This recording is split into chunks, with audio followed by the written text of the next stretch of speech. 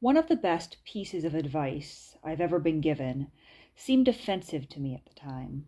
As a young graduate student studying political science, I began working one autumn as a business analyst.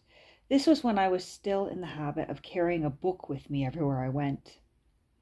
I've since stopped this habit. There is a time and a place for reading, and there is a time and a place for conversing and for living.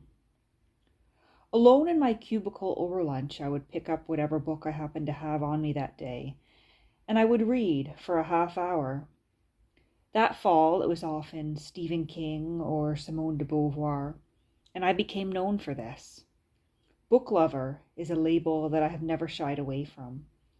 But one day, my boss, while chatting with me, said, "Reading is wonderful, Amy, but it's very easy to focus too much on books and not enough on living."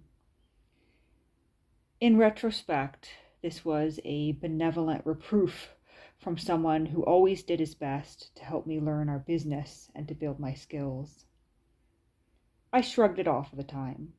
For me, there could never be anything wrong with reading. For me, it was the best and most fruitful use of my time.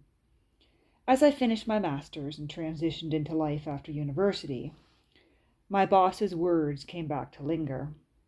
I had done it. I'd completed the thing I'd set out to do. I'd become the first person in my family to hold a graduate degree, and the only child among my siblings to attend university. For years, I had dreamed of nothing but success through knowledge. But now what? I firmly believe in lifelong learning, but at a certain point, books are insufficient. Books can become no better for us than an entire bottle of wine consumed alone in a night, which, believe me, I have done with a volume of Proust in my lap.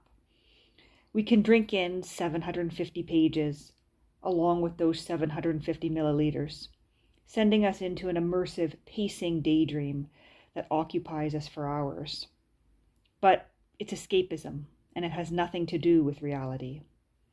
When books become once too often a way to disassociate from the world, they are no longer useful to us.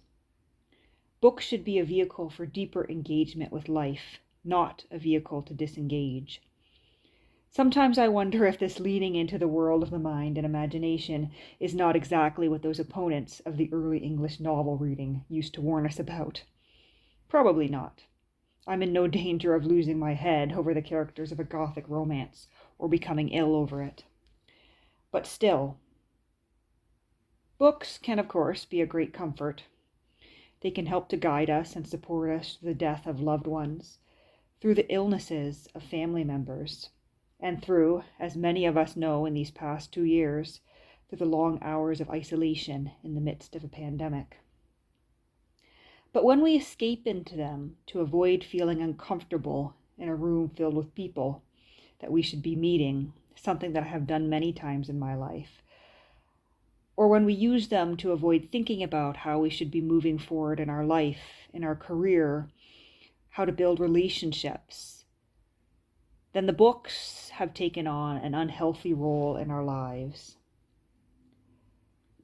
It's almost all too easy to let life stand still while the fantasy land of our minds run onward in the books we read. I've turned the question over in my mind so many times in the past 2 years. Why do I read? Why should I read?